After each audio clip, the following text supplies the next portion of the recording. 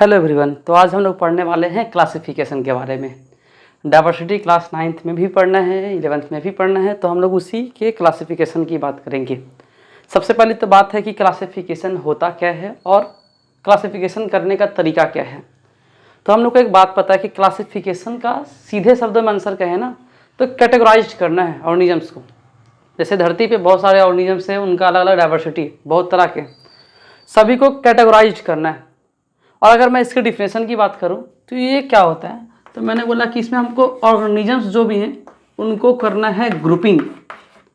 Organisms को करना है ग्रुपिंग ऑन द बेसिस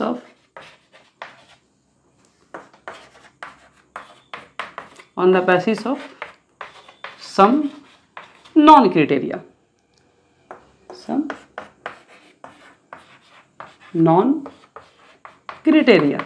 इसका मतलब क्या हुआ, तो हमको ऑर्गेनिजम्स को ग्रुपिंग करना है कुछ ना कुछ ऐसा बेसिस देके जो बेसिस हम लोग को पहले से पता है, मतलब आधार। जैसे अगर हम लोग बात करते हैं बुक्स की, तो हम लोग बुक्स को आसानी से कैटेगराइज कर देते हैं on the basis of their subject, ये फिजिक्स का है, केमिस्ट्री का है, बायोलॉजी का है। या फिर अगर मैं बात करूं बुक्स की तो क्लास 7 का बुक है, 8 का बुक है, 9th का, 10th का, जो भी। तो ये जो मैंने क्लास लिया या फिर जो मैंने सब्जेक्ट लिया वो बेसिस था। उसी तरह से ऑर्गेनिजम्स को क्लासिफाई करना है, मतलब ग्रुपिंग करना है कुछ ऐसे बेसिस लेके, कुछ ऐसा हम लोग क्राइटेरिया लेंगे जो आसानी से मतलब हम लोग उसको ऑब्जर्व कर सके। अब बात है कि क्लासिफिकेशन के लिए हमको कुछ क्राइटेरिया पता होना चाहिए, कुछ बेसिस आधार होना चाहिए कि किस बेसिस पे करे। तो हमको पता है कि कुछ ना कुछ तो बेसिस होना ही चाहिए। तो क्या क्या होगा यहाँ पे, तो हम लोग जानते हैं सबसे पहला बेसिस जो है, मैं यहाँ पे लिख रहा हूँ बेसिस ऑफ क्लासिफिकेशन, जो बहुत ज़्यादा इंपॉर्टेंट है। इतना तो समझ में आ गया ना कि ऑर्गेनिजम्स को क्लासिफाई करने। अब मैंने बोला है कि ऑर्गेनिजम्स को क्लासिफाई तो करेंगे लेकिन कुछ ना कुछ तो बेसिस लेंगे ना, और वो बेसिस क्या क्या हो सकता है। तो सबसे पहले मैंने बोल दिया कि सेल का स्ट्रक्चर देख लेते हैं। अब ये सेल का स्ट्रक्चर कहने का मतलब क्या हुआ कि वो सेल या तो प्रोकैरियोटिक हो सकता है या फिर यूकैरियोटिक हो सकता है।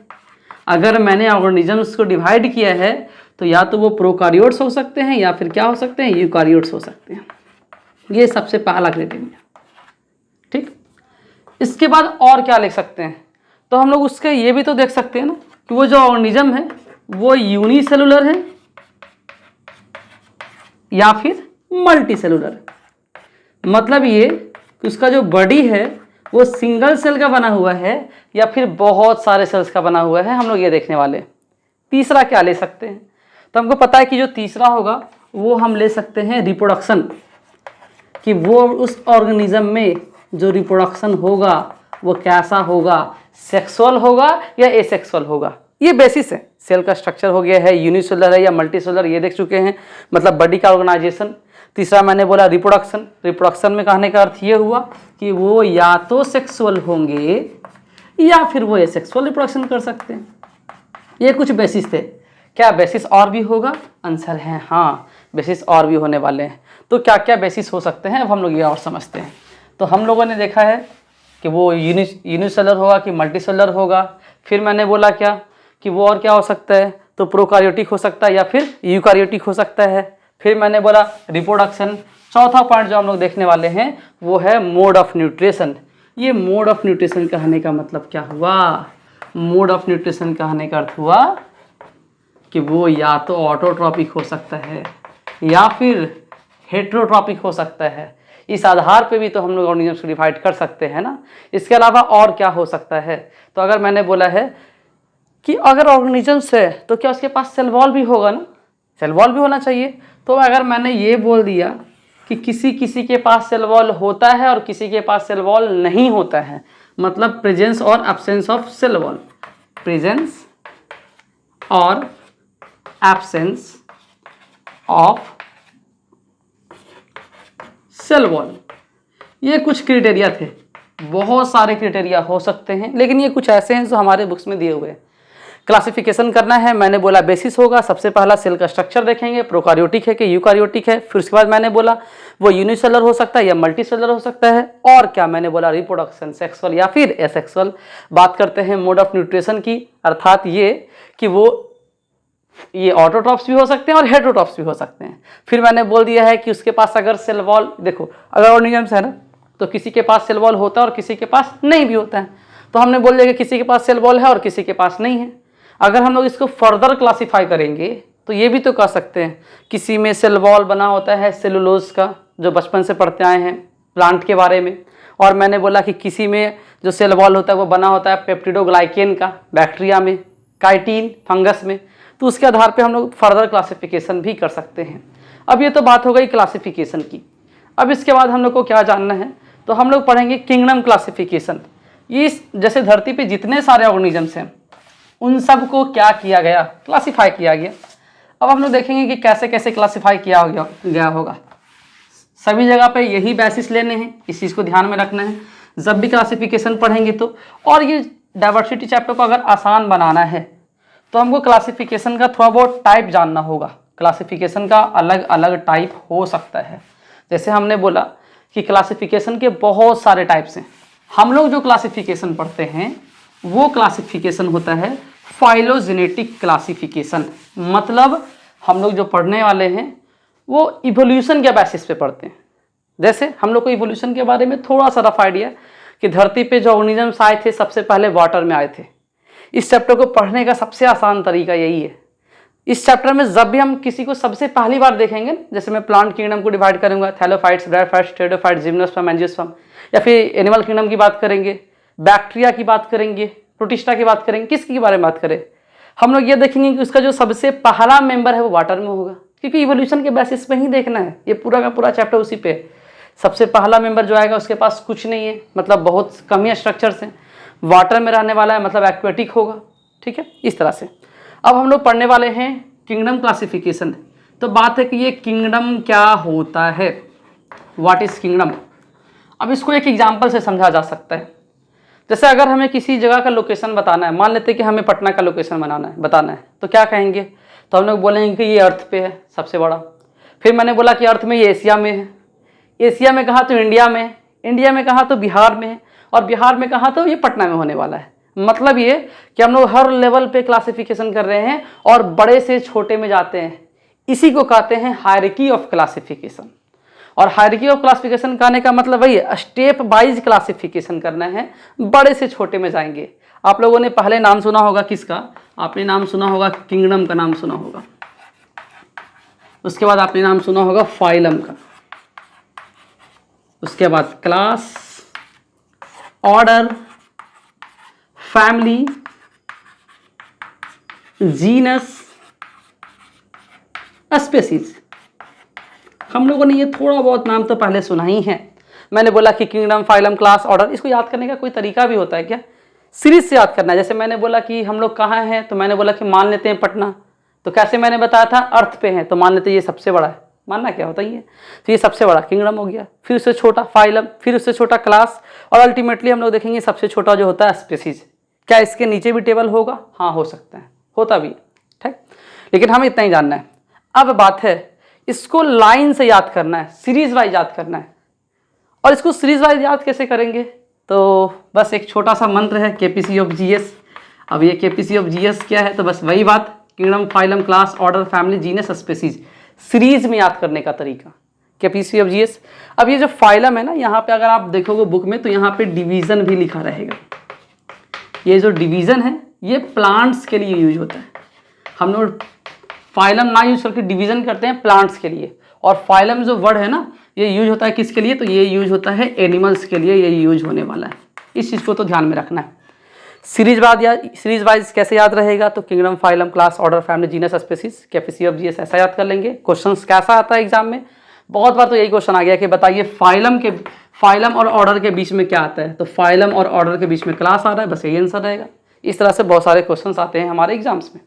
खैर, अब इसमें एक और इंपॉर्टेंट चीज़ क्या है, देखो जैसे जैसे हम लोग इस टेबल में नीचे जाएंगे ना, number of similar characters increase करेगा। जैसे मान लेते हैं मैंने बोला पृथ्वी पे हम भी रहते हैं, स्पाइसेस मछलियाँ भी रहती है, प्लांट भी रहते हैं, तो क्या हम में और प्लांट में सिमिलरिटी है क्या, बहुत हद तक नहीं। लेकिन जैसे जैसे हम लोग नीचे जाएंगे, जैसे मैंने बोल दिया कि चलो हम लोग बिहारी हैं इस तरह से, तो बहुत हद तक सिमिलरिटी हो गई। मैंने बोला इंडियन है, मतलब दूसरा कंट्री का भी तो हो सकता है ना, तो जैसे जैसे ऊपर जाते हैं ना, number of common characters decreases. तो यहाँ पे मैं बोलता हूँ एक बात जो बहुत बहुत बहुत इंपॉर्टेंट है कि ये as we go down number of common characters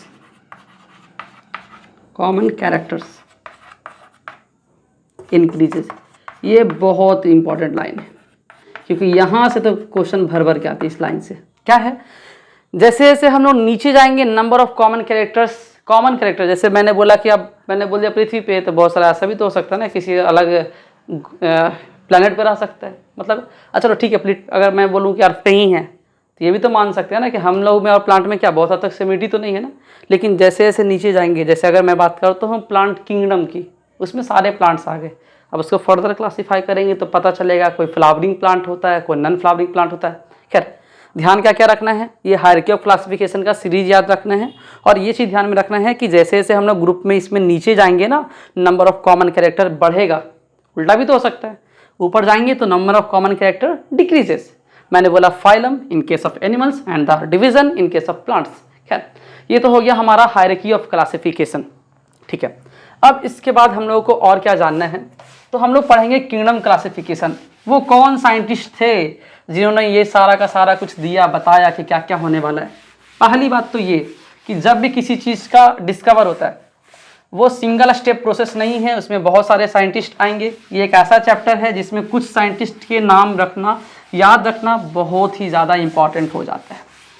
तो अभी हम लोग पढ़ने वाले हैं किंगडम क्लासिफिकेशन, और ये सारा कुछ आपने पढ़ा होगा। जैसे हम लोगों ने पढ़ा है 2 kingdom classification, 3 kingdom, 4 kingdom, 5 kingdom, 6 kingdom, यहाँ तक हम लोग को पढ़ना होता है।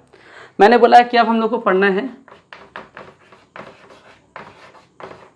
Kingdom classification. धरती पे जैसे एक साइंटिस्ट थे जिनका नाम था कार्लस लिनियस, बड़ा फेमस साइंटिस्ट। मैंने बोला कार्लस लिनियस ने क्या किया, धरती पे जितने सारे लिविंग ऑर्गेनिजम्स हैं ना, उन सबको बोल दिया कि वो क्या होने वाले, या तो प्लांट होंगे या तो एनिमल होंगे। अब ये प्लांट एनिमल कैसे बोल दिए, तो उन्होंने बोला कि देखो जिसके पास सेल वॉल है वो प्लांट होगा और जिसके पास सेल वॉल नहीं है वो एनिमल होगा। तो लिनियस ने क्या किया, 2 किंगडम क्लासिफिकेशन दिया है। 2 किंगडम क्लासिफिकेशन जिसमें उन्होंने ये बताया कि धरती पे जो भी ऑर्गेनिजम्स होंगे या तो प्लांट होंगे या फिर क्या हो सकते हैं, एनिमल हो सकते हैं। इसका बेसिस क्या दिया उन्होंने बोला कि अगर सेल वॉल है तो प्लांट, सेल वॉल नहीं है तो एनिमल। ये 2 किंगडम क्लासिफिकेशन की बात आती है। जाहिर सी बात है ये हम लोग को उतना पढ़ना नहीं है, मतलब ये फेल हो चुका होगा, क्योंकि हमें ही पता है कि इन्होंने यूनिसेलुलर के बारे में तो चर्चा किया ही नहीं, ना ही ये बताया कि जैसे मैं बोलूँगा कि ये बैक्टीरिया उसके पास सेल वॉल होता है तो वो प्लांट थोड़ी है। इसमें बहुत सारे मतलब पॉइंट्स ऐसे थे जो गलत थे, इसलिए इसको हम लोगों ने क्या किया, रिजेक्ट कर दिया। फिर हम लोग को सेकेंड नंबर पे पढ़ना होता है 3 किंगडम क्लासिफिकेशन।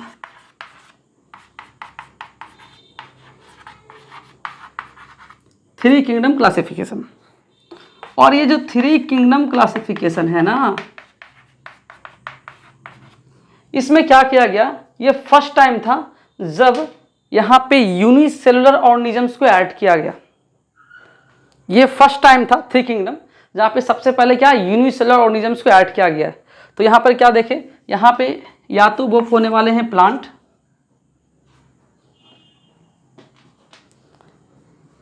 या तो होने वाले हैं ये प्लांट, या फिर उनको बोला है कि या तो होंगे ये एनिमल, और या फिर बोल दिए कि अगर यूनिसेलुलर है तो उन्होंने प्रोटिस्टा को ऐड किया कि देखो धरती पे जितने सारे ऑर्गेनिजम्स और वो अगर यूनिसेलुलर होंगे तो वो प्रोटिस्टा के मेंबर्स होंगे। जैसे अमीबा का नाम सुने हैं, बैक्टीरिया का नाम सुनते हैं, पैरामीशियम हो गया, प्लाज्मोडियम हो गया, इग्लूना हो गया, मतलब किसी का भी ये सब जो सुन रहे हैं ना, उन्होंने सबको प्रोटिस्टा में ऐड कर दिया।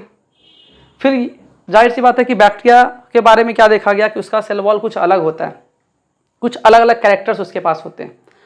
तो फिर इसके बाद कौन सा आया, तो हम लोगों को पढ़ना है कि इसके बाद 4 किंगडम क्लासिफिकेशन आया।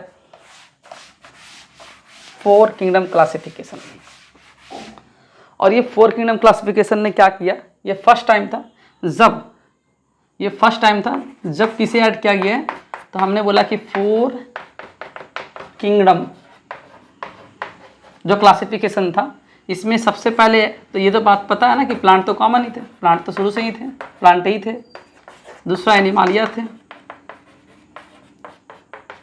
तीसरा क्या होने वाले हैं, तो तीसरा तो प्रोटिस्टा, यहाँ तक तो खोज हो चुका था ना। इसमें चौथा में क्या ऐड किया गया, यहाँ पे 4 नंबर में ऐड किया गया किंगडम मोनीरा।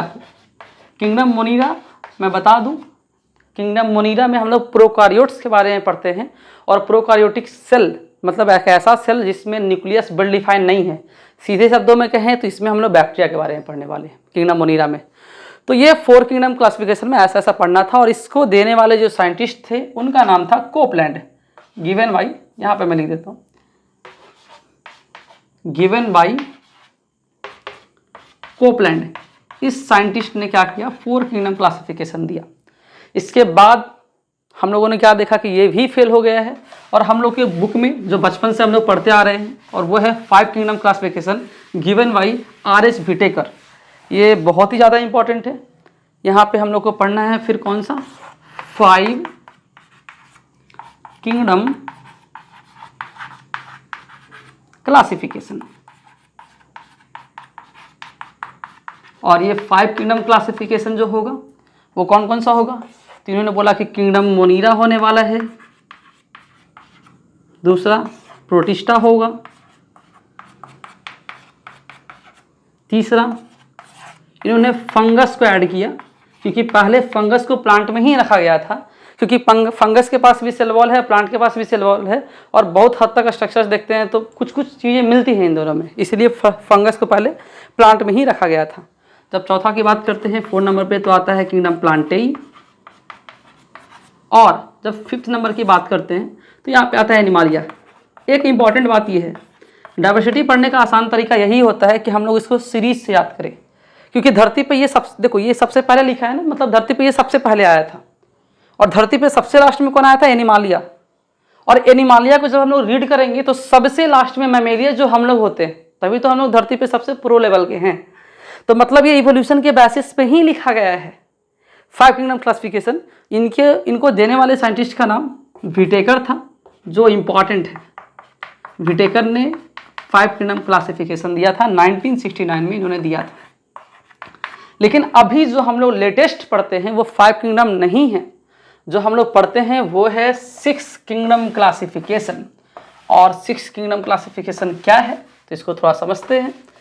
आसान है, क्योंकि 6 किंगडम क्लासिफिकेशन देखने में तो बहुत हद तक इसी तरह का है। 6 किंगडम में इस किंगडम मोनीरा को हटाकर, मतलब बैक्टीरिया को हटा के 2 पार्ट में बांटा। मतलब यहाँ पे 6 किंगडम है ना, तो यहाँ पे डाल दिया कि किंगडम होता है क्या, आर्कियोबैक्टीरिया। किंगडम आर्कियोबैक्टीरिया कर देंगे।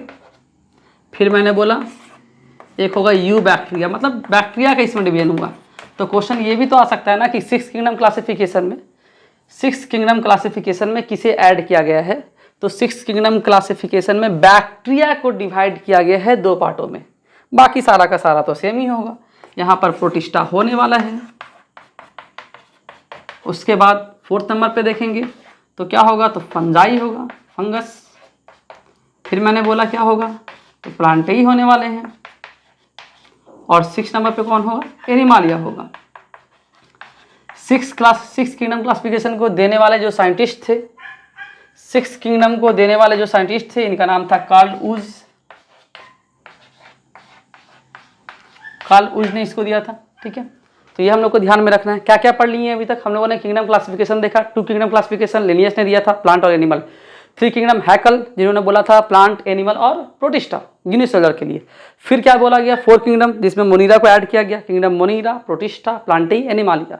5th kingdom classification given by R.H. Whittaker in 1969। उन्होंने क्या किया था, kingdom Monera, Protista, Fungi, Plantae and Animalia.